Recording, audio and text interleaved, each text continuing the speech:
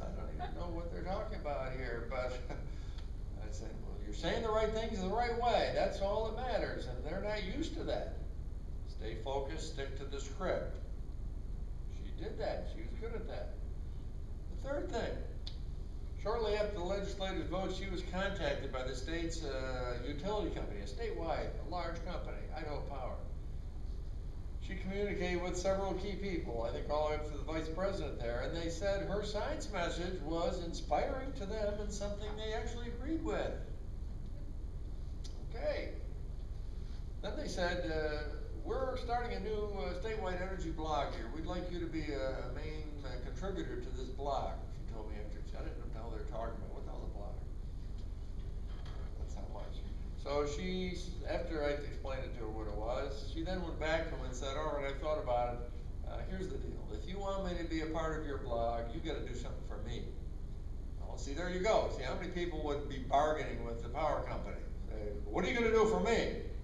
They'd be saying, oh, great, I can be part of this blog. No, she went one step further. They said, well, what is it you want? And she said, I'm expecting you, as your company, to publicly come out against wind energy as being foolish. Well, so if you do that, then I'll be on your blog. So, shortly after that, Idaho Power came out with 4 different statewide ads that were critical of wind energy. Here's one of them.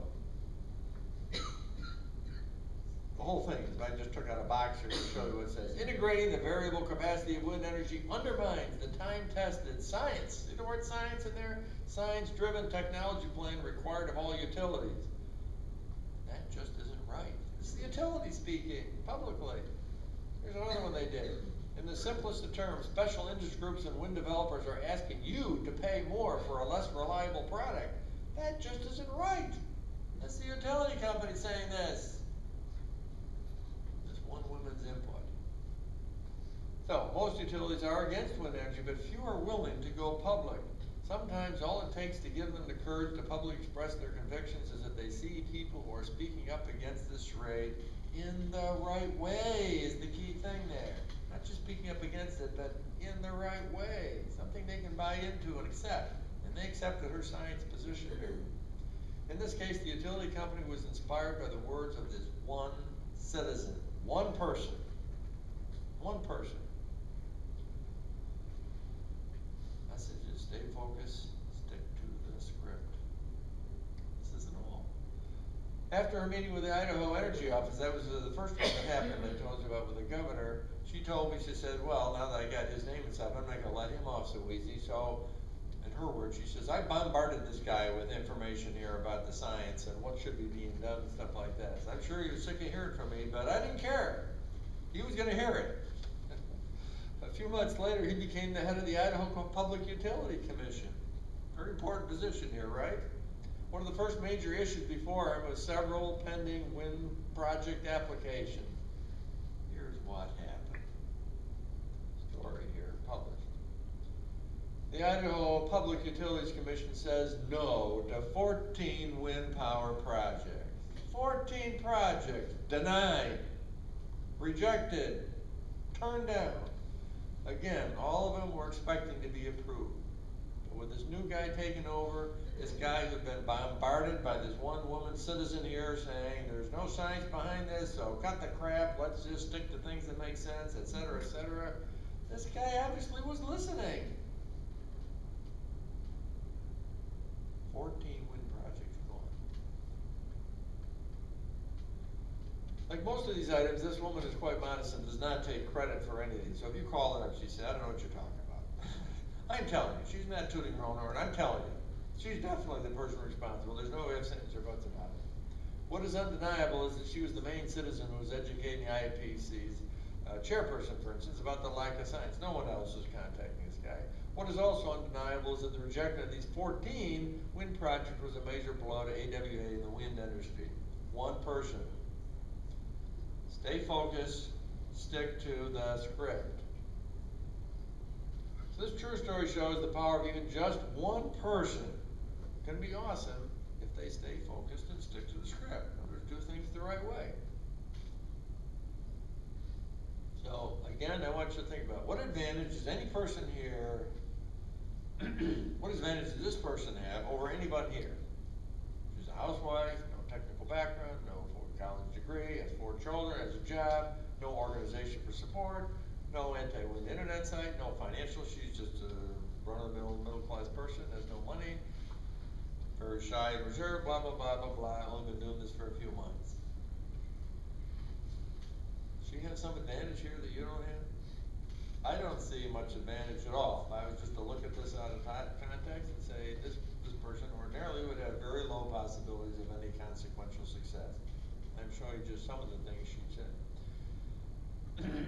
I think this is the message. This is what she did. She religiously did it. So I can tell with her email stuff. I mean, she says, and she copies me in emails she sends to these people. And it incorporates these things point by point right in there, over and over again. So I know she's doing it. So my comparison is like baking a cake. If you like a cake and somebody gives you a recipe and then you say, okay, I'm going to approximate the ingredients and approximate the measurements and approximate the sequence if I put them together in, well, you might be surprised that the results aren't the same. I don't think so. I don't think so. So be absolutely sure that your opponents, the wind developers, etc., are not speaking extemporaneously at these get-togethers. They're fully scripted and choreographed. To be successful here, we must also be the same.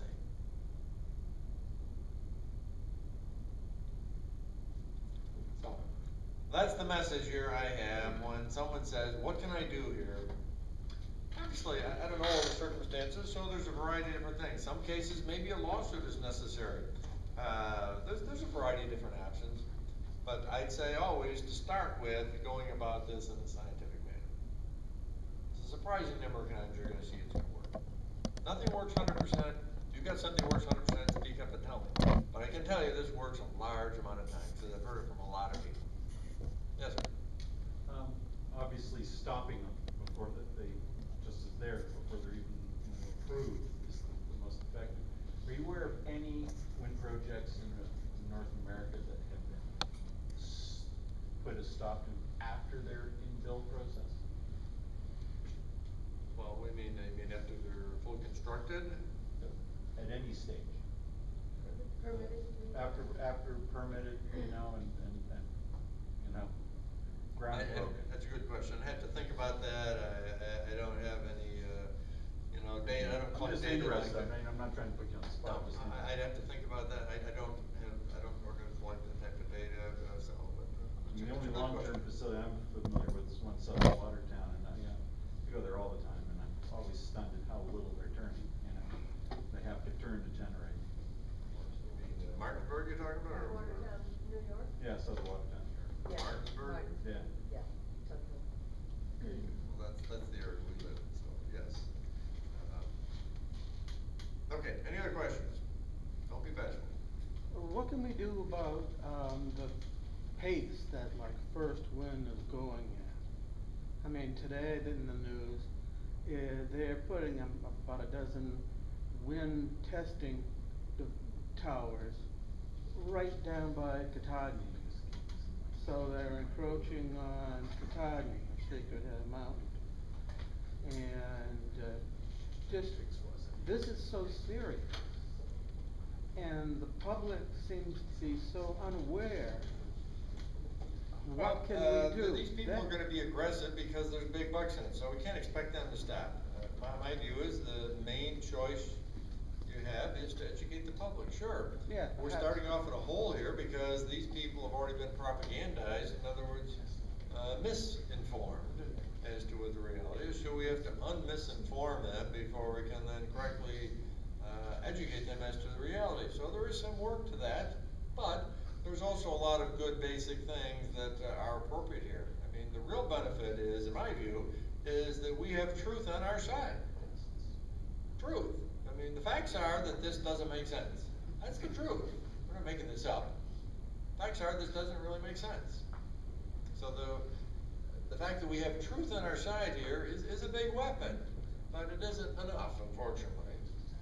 This So is you're a a public. scientist, and I can understand how you would say truth is empirical.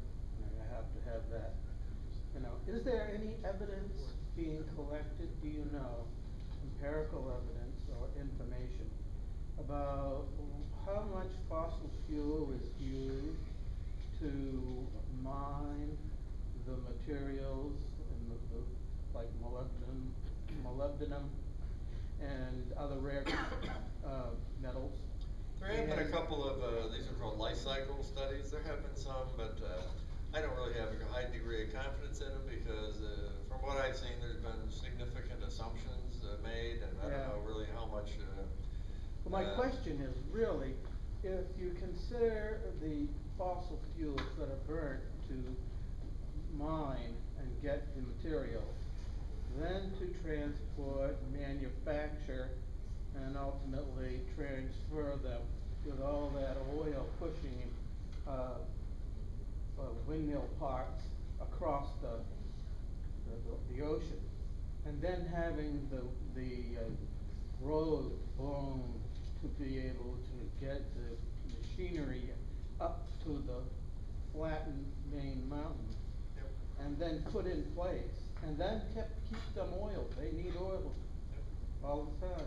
Well, So- what people don't know is that, the third highest source of CO2 in, the country is concrete manufacture. Yeah, So there's transportation, electricity, and concrete manufacturing. So concrete manufacturing is a very significant source of CO2. It's Yeah. very CO2 dependent. Man-made CO2. Yes. Well, CO2. So the fact is that every wind turbine has something like, in the ballpark, depending on the size and the geography and all that kind of stuff, but something like 2 million pounds of concrete in the base. yeah. So the amount of, CO2, generated from this base Yeah. My- is very significant. Yeah, my Very question is there any possibility that one of these whirligigs could compensate for the CO2 that's produced in their, production and, implementation? Well, given enough time, they may, and a lot depends on the local circumstances as what type of other, sources that they are, that are being, backed off. Some studies have been done, probably one of the best ones is from Bentech, that showed that, actually, in most cases, that, the amount of CO2 saved by wind is, very, very small because of, thermal inefficiencies that I mentioned, mean that, even though something is backed off, they're used in a way that, they produce a higher amount of CO2. And the CO2 issue is beside the point anyway. Well- Your own descriptions there about its minutes. My opinion, but I'm saying no matter which side of the fence you stand on,